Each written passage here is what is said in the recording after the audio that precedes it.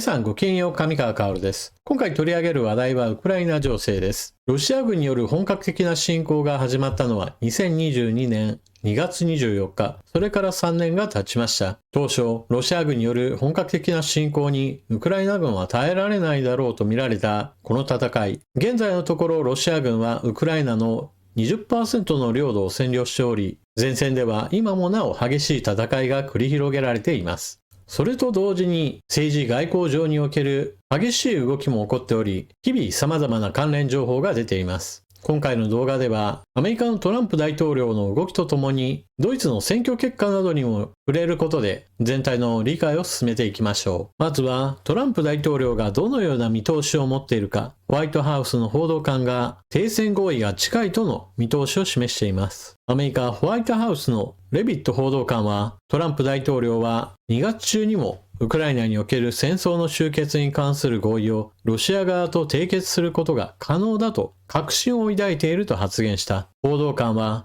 大統領とそのチームは紛争を終わらせるべく、この戦争の当事者双方と交渉を続けることに非常に集中しており、大統領は合意することができることを強く確信していると発言した。報道官はまた、ウォルツ大統領補佐官が合意をめぐる作業をしていき、ベッセントアメリカ財務長官は鉱物資源開発の合意についてウクライナ側との協議に加わり続けると発言した。ウクライナの地下資源に関しては大統領にとって重要な意味がある。なぜならそれはアメリカの納税者のウクライナ支援を保証するからだと指摘した。そして他のアメリカ高官はノーベル平和賞に関連しての発言も行っています。ウォルツ大統領補佐官は、ロシアの侵攻が続くウクライナや中東地域での戦争を終結に導くことで、トランプ大統領の名前の横にノーベル平和賞が置かれると述べ、トランプ氏が受賞に値するとの認識を示した。トランプ大統領は、基本的にはロシア側の意見を最大限取り入れることで停戦交渉をまとめようとしています。一方でウクライナ側に対しては、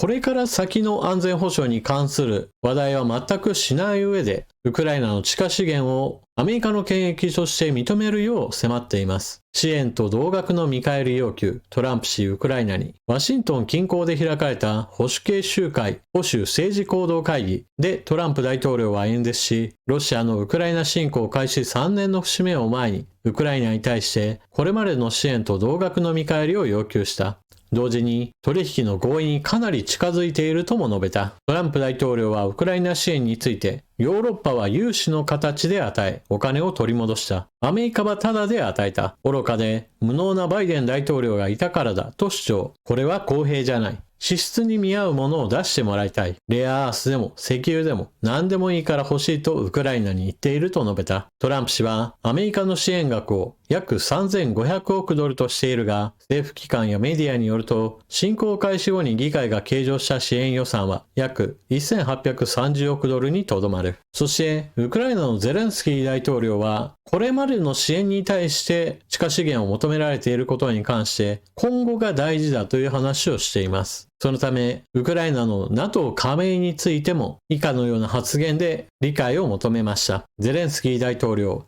平和実現するなら大統領を辞任する用意。ウクライナのゼレンスキー大統領は記者会見を開き、ウクライナの平和が実現するなら大統領を辞任する用意があると述べ、自らの身体をかけてウクライナに平和をもたらす覚悟があるという考えを示しました。24日でロシアによるウクライナへの軍事侵攻が始まってから3年となるのを前に、ゼレンスキー大統領は首都キーウで記者会見を開きました。この中でウクライナでの大統領選挙の実施の必要性について聞かれ、ウクライナの平和が実現するなら大統領を辞任する用意があると述べました。その上で辞任と引き換えにNATO への加盟が実現するなら進んでやめるとして自らの身体をかけてウクライナに平和をもたらす覚悟があるという考えを示しました。ゼレンスキー大統領に対してはアメリカのトランプ大統領が選挙なき独裁者と呼ぶなど大統領選挙を実施すべきだという考えを示しています。また、鉱物資源の権益をめぐるアメリカとの協議については、アメリカから最初に示された案には安全の保障は含まれていなかったと指摘しました。そして、経済協定が安全の保障の一部であるのなら、自国の企業の利益が関わるウクライナになぜアメリカ軍の部隊を派遣できないのかとアメリカに聞いたが、まだ返答はないと述べ、鉱物資源の権益をめぐっては安全の保障を合わせて協議することが欠かせないという考えを改めて強調しました。ゼレンスキー大統領はトランプ大統領からの選挙なき独裁者というような批判を受けたことに関して、自分自身が大統領職に固執しているわけではなく、むしろ NATO 加盟を約束してくれるんであれば大統領を辞めることに全く問題がないという話をしています。そしてアメリカ以外の国の中において最も多く軍事支援を行っているのがドイツです。ただし、ドイツのショルツ首相はウクライナへの軍事支援に関しては巡航ミサイルの供与を拒むなど支援はしていながらも常に抑制的な態度を取り続けてきました。そのドイツにおいて選挙が行われ、議会はかなり様変わりしています。ドイツの総選挙、最大野党のメルツ氏が勝利宣言、連立協議を主導へ。ドイツでは23日総選挙が行われ、最大野党で中道右派のキリスト教民主社会同盟が第一党になり、新たな政権の枠組みを決める連立協議を主導する見通しとなりました。また、移民や難民に対して排他的な姿勢を掲げ、極右だとされる右派政党、ドイツのための選択肢が前回2021年の選挙から得票率を倍増させる勢いです。中道右派のキリスト教民主社会同盟が 28.6% で首位に立ち第一党、移民や難民に対して排他的な主張を掲げ、極右だとされ、ウクライナ支援にも消極的な右派政党、ドイツのための選択肢は 20.5%、前回の選挙から得票率を倍増させる勢い。そして、ショルツ首相の与党で中道左派の社会民主党は 16.5% で3位となっています。今後はメルツ氏のキリスト教民主社会同盟が新たな政権の枠組みを決める連立協議を主導する見通しで、交渉の相手として社会民主党や緑の党の名前が挙がっています。トランプ大統領がロシア側と進めているウクライナの停戦協議については、果たして見通しの通り、今月中に合意なされるかどうかは不透明なままです。トランプ大統領自身は、ロシア側の求めるものについては全て受け入れるといった体制をとっていますから、合意がなされて当然だという思いもあるのかもしれません。ただ、これをもってして、たとえ合意したとしても、これでノーベル平和賞が取れるといった考え方が政府高官の間で流れていることには、私は疑問を持っています。少なくとも、ウクライナやヨーロッパの意見を全く聞かない形で、特に侵略者側の意見を完全に飲むような停戦合意ですから、これはかつての欧米列強がその他小国を植民地支配していたような時代の大国が物事を決めてそれを小国が全て飲みなさいといったのを強制するような話で、とても平和的な動きとは言えないものです。もちろん戦闘が続くことによって兵士たちが亡くなったり、またロシア軍による無差別攻撃の継続により一般市民の人たちもたくさん亡くなっています。それらが一旦でも終わる方がまだ良いと考える人もおられるでしょう。ですから何をもって評価するかによってノーベル平和賞に値するかどうかという評価も異なってきます。大国が決めればいいじゃないか、小国同士が集まって話し合いをしたところで何にも決まらないじゃないかというふうに考える人であればノーベル平和賞に値すると考えるでしょうし、私のようにもっと当事者の意見を聞くべきだという人と評価は異なるものです。そしてトランプ大統領に対してもう少しヨーロッパの意見を聞くべきだとしてイギリスのスターマー首相とフランスのマクロン大統領はトランプ大統領との首脳会談が予定されています。両者は共にヨーロッパ側の意見をもうちょっと組み入れる形でウクライナの停戦協議を進めるべきだとしており、これが少しでも影響するかどうかというのに少しは注目しておきましょう。また G7 のオンライン会議においてはゼレンスキー大統領も出席するというような話も出ていますから、その場でトランプ大統領に対して何らか自分たちの要求を伝えることでウクライナの停戦協議に少しでも自分たちの意見を反映してくれるようにと頼むことでしょう。ただトランプ大統領は G7 の共同声明などにおいてもロシアによる侵略という表現に反対しており、ゼレンスキー大統領の話を聞いたとしても要望については一切聞き入れない可能性が強くなっています。そもそもウクライナにしてみれば国力10倍のロシア軍による侵略を受けているわけで、自力の戦いであれば当然のようにロシアが勝ちます。そのロシアが勝ちますといった状態をここまで抵抗し続けることができたのは、それはもちろんヨーロッパやアメリカからの援助があったからです。欧米からの軍事支援は、ロシア軍をウクライナ領から追い出すといったレベルにまでは達してはいません。しかし、ロシアの顔色を伺うといった形で行われてきた軍事支援、少なくとも質については段階的にレベルが上がっていきました。当初は戦車を供与すれば、ロシア側が NATO 各国側に対して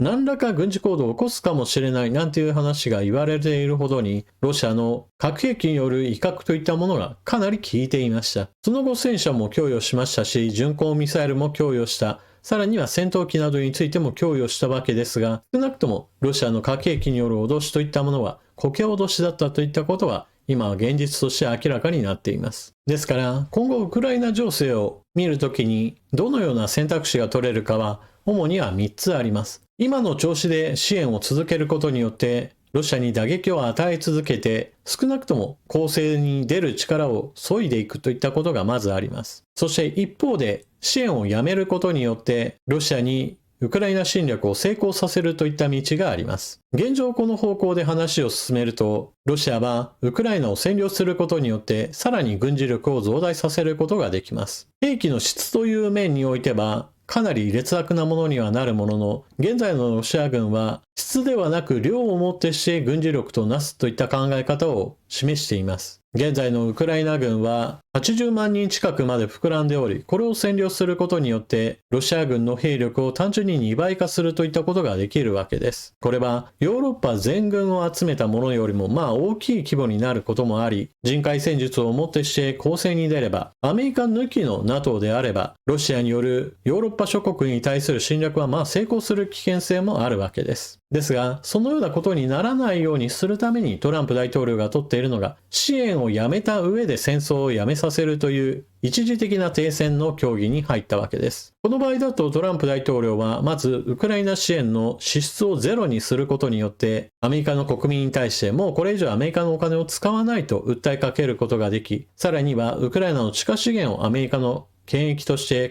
込むことによってバイデン大統領の行った支援を出しっぱなしのものにせずにアメリカの利益として倍増させるといったこともまたアメリカ国民側に向けて自分の成果として誇ろうとしているわけです。そして第3の道というのは当然のように何もしないという法治主義です。この法治主義に関しては基本的に欧米はどちらにしても取ることはありませんからこの話にはあまり関係のない部分です。現状アメリカのトランプ大統領は支援をやめて停戦協議へと入りたいといった意向を示していますから、あとは支援を続けたいと考えているヨーロッパがどれだけ本気度を示せるかです。今回ドイツの選挙においてはウクライナ支援に積極的だとされるメルシ氏の率いる政党が第1党に躍り出ました。ただし第2党にはウクライナ支援に反対している AFD が入っていますから、ドイツの新しい政権がどれだけウクライナ支援に前向きになるかどうかはまだ未知数です。現在ヨーロッパ各国においては特に財政規律についてはもっと柔軟に取り組めるようにと制度変更しようという議論が始まっています。これまでドイツでは特に国債を一気に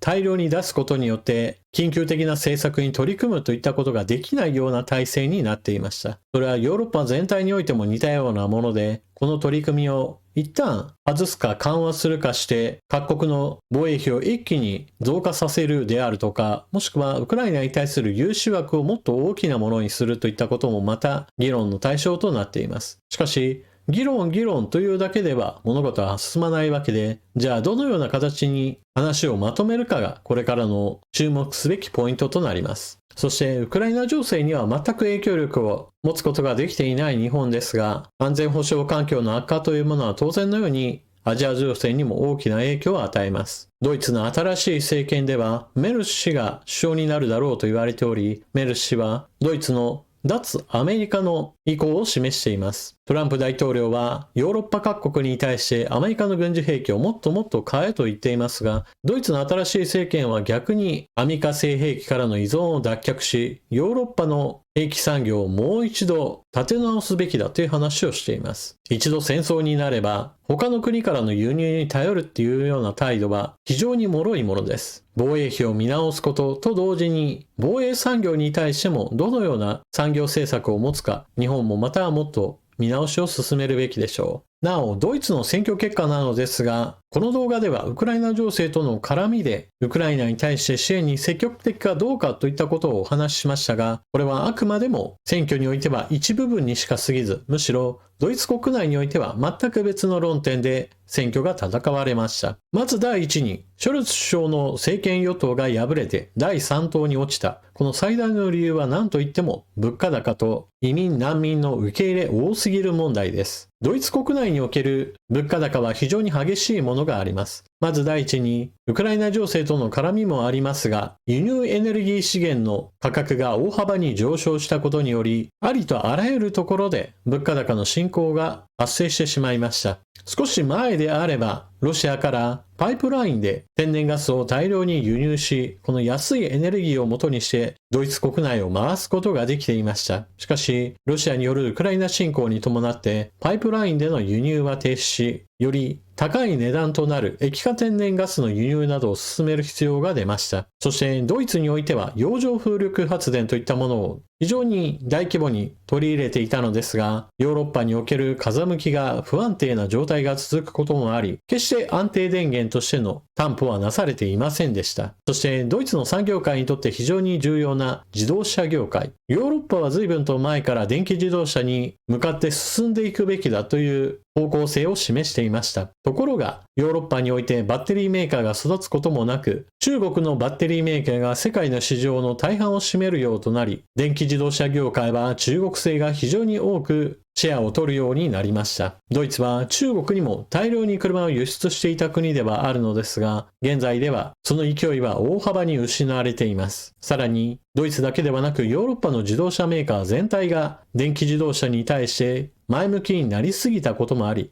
過剰な投資により、むしろ今は非常に調子が悪くなっているところです。自動車産業におけるリストラの進行といったものも非常に大きな政治的な課題となっています。エネルギー高に伴って電気代やガス代、物流コストの上昇に伴ってありとあらゆるものの値段やサービスの値段が上昇することによる生活苦、そして主力産業における業績悪化や人員削減、そういった経済状況の中においても、一旦受け入れすぎた難民の多さゆえに、もともとドイツに住んでいた人たちの雇用を悪化させたり、もしくは移り住んできた人たちとの間における文化的な圧力なども非常に激しいものがあり、ドイツにおいては国内問題様々な問題が積もりに積もってショルツ政権が大惨敗へとつながったわけです。このドイツの選挙結果については日本も非常に注目しておかなければなりません。意識高い系の人たちが声高に訴える環境政策、その反動として起こるエネルギー資源や電気代の高騰などには我慢の限界というものがあり、